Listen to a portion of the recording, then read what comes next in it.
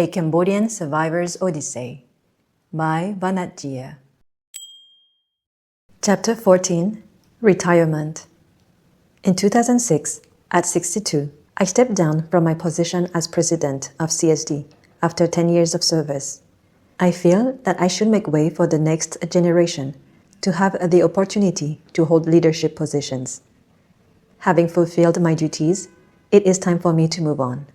Also, every day there are newspaper articles mentioning my name, and I find that I do not want to be in the limelight anymore. I am ready for a change and find an interest in exploring the fields of spirituality and meditation. I retain some understanding about these things from my childhood, which gives me the idea of wanting to explore more.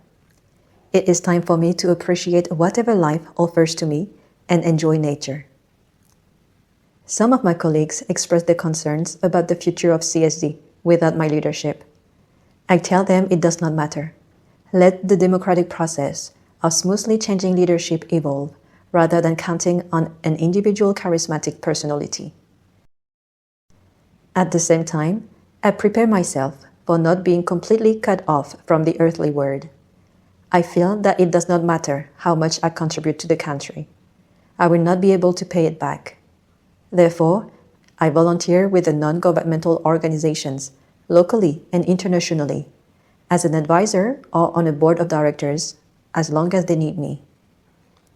Financially speaking, I feel that when I no longer have a job, I can rent out my house to have a source of income and rent a smaller place for myself. But this has never been realized. For the first 3 years of my retired life, I struggled with renting my house and getting a smaller place.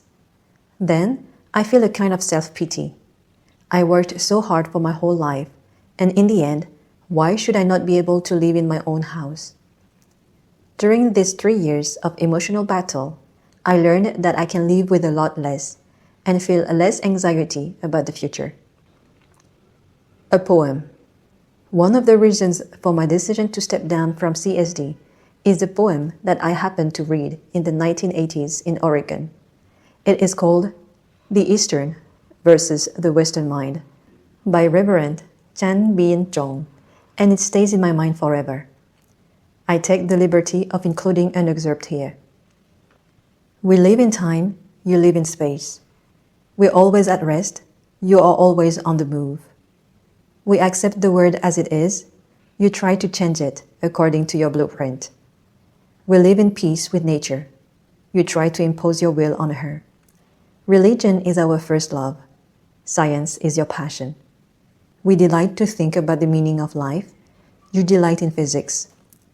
We believe in freedom of silence. You believe in freedom of speech. We lapse in meditation. You strive for articulation. Self-abnegation is the secret of our survival. Self-assertiveness is the key to your success. We're taught from the cradle to want less and less. You're urged every day to want more and more. Conquest is our goal. The love of life is your ideal. We glorify austerity. You emphasize gracious living and enjoyment. Poverty is to us a badge of elevation. It is to you a sign of degradation. In the sunset years of life, we renounce the world and prepare for the hereafter. You retire to enjoy the fruits of your labor. Nirvana. While still young and not knowing what nirvana was, my nature inclination was to obtain it. Nirvana is the way to liberation from the cycle of reincarnation, of life and death. I never prayed to go to heaven or to become smart, rich, or beautiful. My life experience taught me that I do not want to repeat my life over and over again.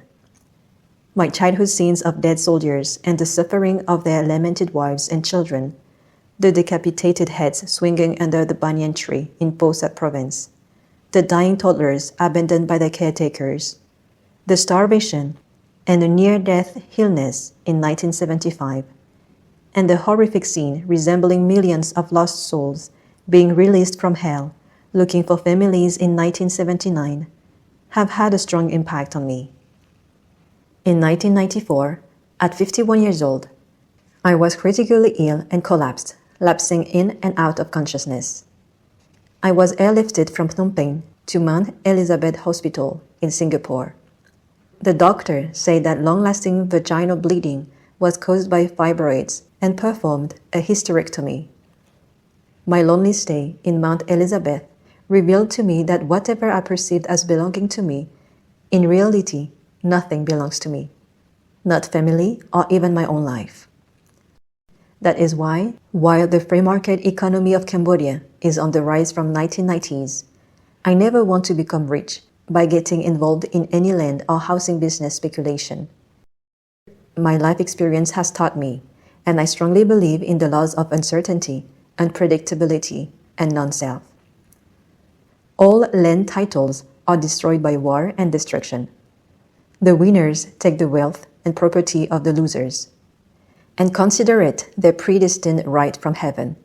And the vicious cycle of winners become heroes, then traitors, and traitors become winners goes on. Towards the end of his business career, prior to 1975, my father gave a house to each of his 5 children. None of those houses belonged to any of the children after the Khmer Rouge took over Phnom Penh. Traveling back into Phnom Penh, I see the premium properties that used to belong to rich and powerful people I knew before the war and the killing fields. Now, none of their descendants are able to inherit from their parents and ancestors.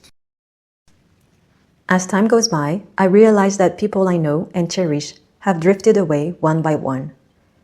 In September 1994, my mother passed away at the age of 82.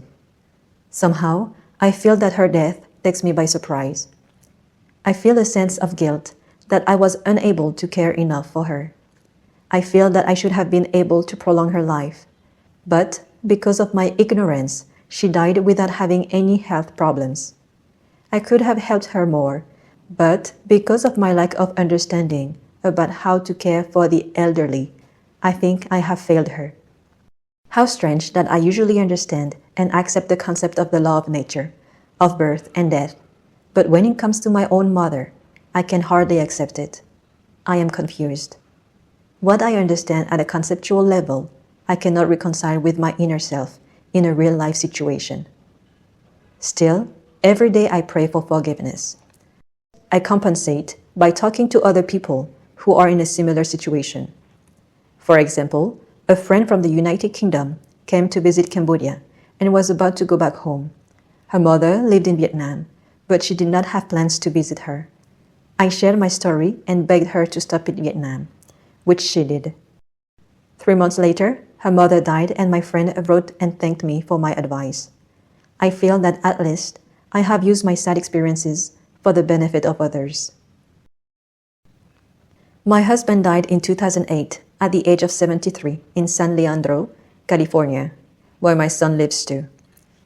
Either by coincidence or fate, I happened to be there, allowing me to participate in his funeral.